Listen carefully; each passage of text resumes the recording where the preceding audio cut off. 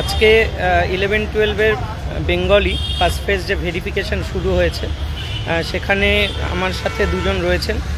তারা ভেরিফিকেশান করে প্রথম যে দুজন বেরোলেন, তো তাদের মুখ থেকে একটু শুনে নেওয়া যাক যে আজকে ভেরিফিকেশানে প্রসেসটা কী ছিল এবং কিভাবে দেখলো। একজন রয়েছেন যিনি ইন সার্ভিস টিচার, আমাদেরই যোগ্য ক্যান্ডিডেট, তিনি নিজেই উপস্থিত থেকে ভেরিফিকেশান করালেন। আরেকজন আছে ফর ইনস্ট্যান্স, একটা উদাহরণ হিসাবে, যার ওয়াইফ অসুস্থ, তো তিনি তার ওয়াইফের অথরাইজেশন নিয়ে এখানে এসেছেন ভেরিফিকেশান করানোর জন্য। আমরা দুজনের কাছেই শুনে নেব যে কী হলো প্রসেস আজকে।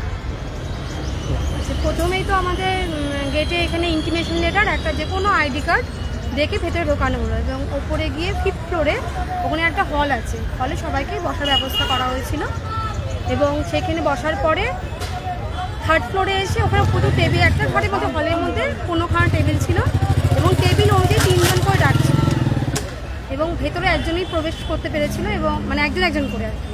প্রথমজন যে গেছিলো এবং সেখানে বসিয়ে কিন্তু পুঙ্খানুপুঙ্খ প্রথমে আপনার আইডি কার্ড দেখলো, তারপরে অ্যাডমিট কার্ড, তারপরে আপনার কাস্ট সার্টিফিকেট, তারপরে MA রেজাল্ট সার্টিফিকেট, বিএডের রেজাল্ট যেটা আছে এবং NCERT অ্যাপ্রুভ সেই যে একটা সার্টিফিকেট সেটা দেখেছে।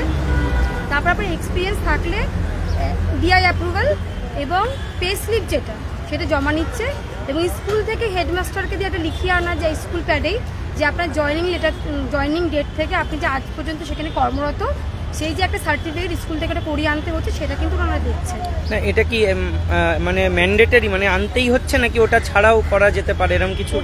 ওটা ছাড়াও মনে হচ্ছে আমার পে স্লিপ যেটা আছে ওটা কিন্তু একটা মানে প্রুফ। আচ্ছা, ঠিক আছে, আমরা স্যারের কাছ থেকে শুনে নেবো। উনি ওনার ওয়াইফের হয়ে এসেছেন। আমার ওয়াইফ অসুস্থ থাকার কারণে আমি একটা অথরাইজ করে নিয়ে এসেছিলাম, একটা নির্দিষ্ট ফরম্যাটে লিখে নিয়ে এসেছিলাম, যেখানে একটা অ্যাপ্লিকেশন ছিল। অ্যাপ্লিকেশনে কোনো রিলেটিভ যদি আসে, আমি যেহেতু হাজব্যান্ড সেটা উল্লেখ করতে হয়েছিল এবং আমার একটা পাসপোর্ট সাইজ ছবির উপরে আমার ওয়াইফ ছবির উপর দিয়ে সই করে দিয়েছিলেন।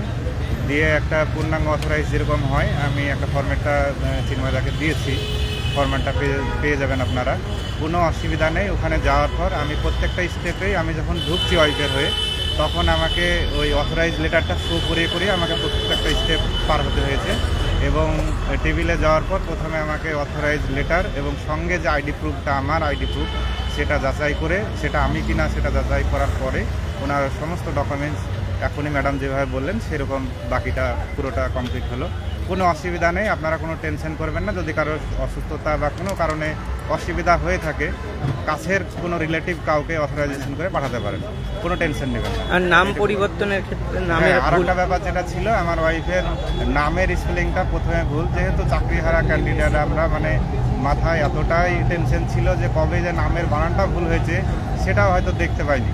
আমাদের পরীক্ষা হলে গিয়ে ওয়াইফ দেখে, পরীক্ষা হলে গিয়ে ইনভিজিলেটর যিনি ছিলেন তিনি বলছেন যে আপনার নামে তো স্পেলিং বানান ভুল, স্পেলিংটা ভুল আছে। তখন আমরা বুঝতে পারলাম এবং SSC অফিসে এসেছিলাম সেই সময়, তো অফিস থেকে বলা হয়েছিল যখন ভেরিফিকেশনে ডাক পাবেন তখন ঠিক করা হবে। তো সেই মতো সেই অ্যাপ্লিকেশনটা আজকেও এখানে আমি শো করলাম নতুন করে আবার আজকের তারিখ দিয়ে, এবং সঙ্গে কেটে ওখানে লাল কালি দিয়ে সঠিক বানানটা লিখে নিলেন এবং ঊর্ধ্বতন কর্তৃপক্ষ যিনি ছিলেন দায়িত্বে ওনাকে জানালেন ব্যাপারটা। উনি বললেন যে কোনো অসুবিধা নেই, লিখে রাখেন, পরে আমরা এরপরে কারেকশন করে দেবো, কোনো অসুবিধা নেই। ঠিক আছে, দেখলেনি আজকে যে দুজন ভেরিফিকেশন করে বেরিয়েছেন, একজন ওয়াইফের অসুস্থতার জন্য, হাজব্যান্ড এসেছেন অথরাইজেশন নিয়ে, তাতেও কোনো সমস্যা হয়নি, স্টেপ বাই স্টেপ সব ভেরিফাই হয়েছে। আর যিনি নিজে অ্যাপিয়ার করেছেন ভেরিফিকেশনে, তার কি ডকুমেন্টস লাগছে পুরোটাই শুনলেন। আপনারা টেনশন করবেন না, কোনো মিস্টেক হয়ে থাকলে সেটা যদি মানে ঠিক করার মতো হয় সেটা ঠিক করা যাবে। এবং কি লাগছে একটু দেখে নিন, ভিডিওতে অলরেডি বলা আছে।